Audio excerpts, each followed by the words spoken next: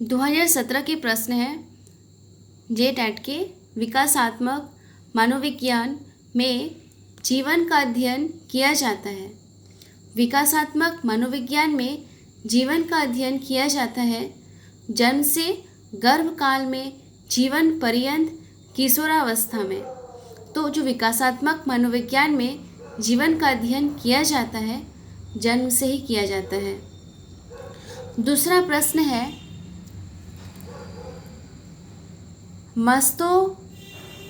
मस्तकाधोमुखी एवं निकट से दूर का क्रम किस क्रिया का अंग है? विकास का, चेतना का, विवृद्धि का, संशोधन का? संशोधन का होगा। चौथा नंबर सही होगा। लड़का के पैदा होने के लिए उत्तरदायी क्रोमोसोम है XP, XX, XY, CX। तो आंसर होगा XY, थर्ड नंबर।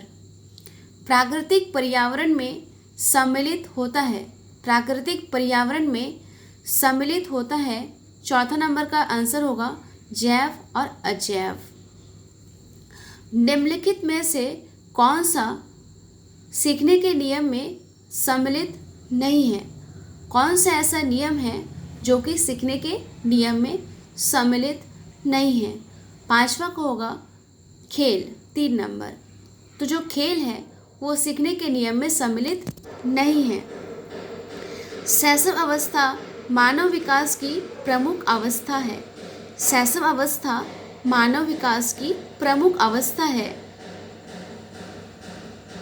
प्रथम, जो शैशव अवस्था है मानव विकास का प्रथम अवस्था है।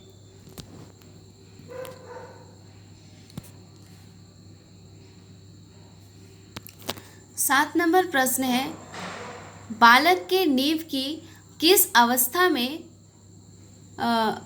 बालक के व्यक्तित्व की नींव किस अवस्था में पड़ती है? गर्भकालीन अवस्था में, शैशव अवस्था में, बचपना अवस्था में? इसमें से किस में व्यक्तित्व की नींव किस अवस्था में पड़ती है बालक के व्यक्तित्व का? यानी कि 7 नंबर का होगा 3 नंबर। सही आंसर है बचपना अवस्था में। 8वां नंबर है पियाजे के अनुसार संज्ञानात्मक विकास की अवस्थाओं को बांटा गया है। पियाजे के अनुसार संज्ञानात्मक विकास की अवस्थाओं को बांटा गया है 4 भागों में। 2 नंबर सही होगा। 4 भागों में बांटा गया है संज्ञानात्मक विकास की अवस्थाओं को पियाजे के अनुसार। अनुकरण की 9 नंबर है। अनुकरण की प्रक्रिया में सर्वप्रथम शिशु अनुकरण करता है। अनुकरण की प्रक्रिया में सर्वप्रथम शिशु अनुकरण करता है स्वर्ण वर्णों का, व्यंजन वर्णों का, स्वर व व्यंजन वर्णों का, शब्दों का अनुकरण करता है शिशु। 10 नंबर है मास्टर ग्रंथि के नाम से जाना जाता है।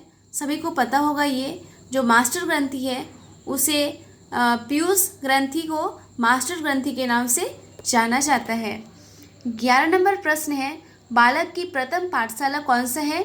समाज है, परिवार है, गांव है और विद्यालय है।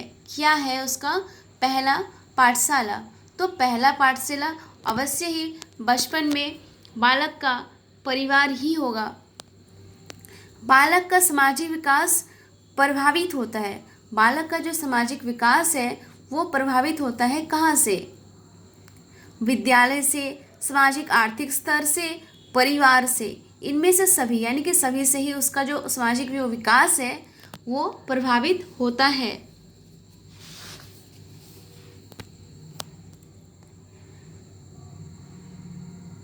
सृजनात्मकता की पहचान होती है। जो सृजनात्मकता है उसकी पहचान क्या होती है? चित्रकला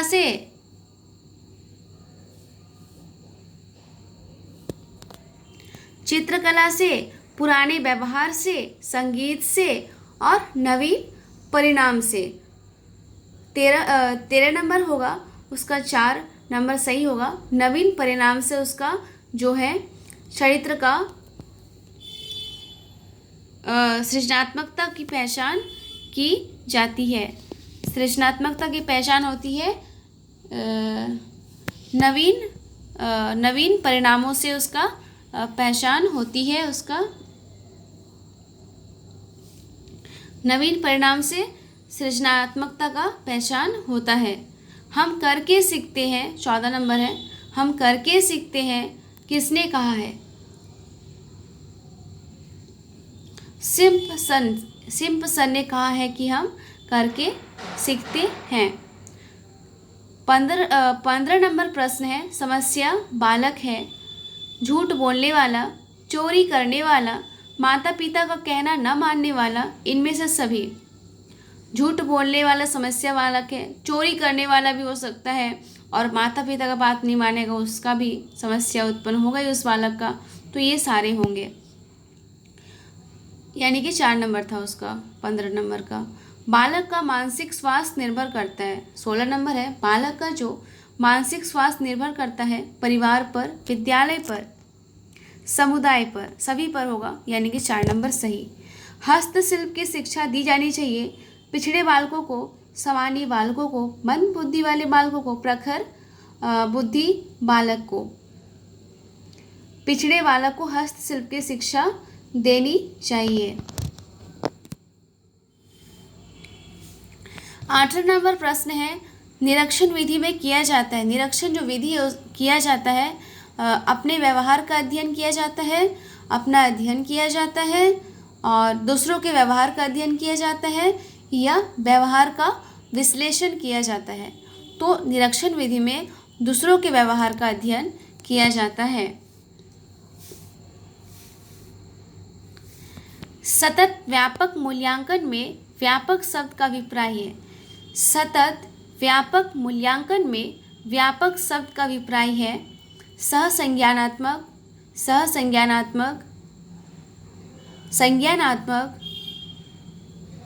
फिर है 2 और 1 दोनों, इनमें से कोई नहीं, तो सहसंज्ञानात्मक भी होगा, संज्ञानात्मक भी होगा, यानी कि 3 नंबर सही है, 2 और 1 दोनों।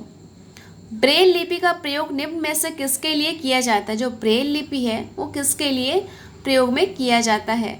दृष्टिबाधित के लिए, शारीरिक निशक्त के लिए, या फिर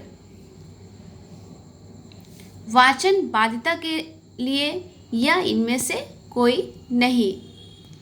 तो जो था प्रश्न हमारा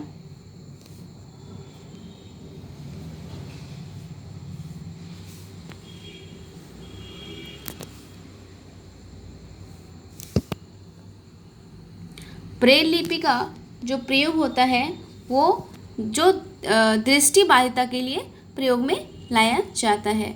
ये थे 20 प्रश्न। मैं उसके आगे मैं दूसरे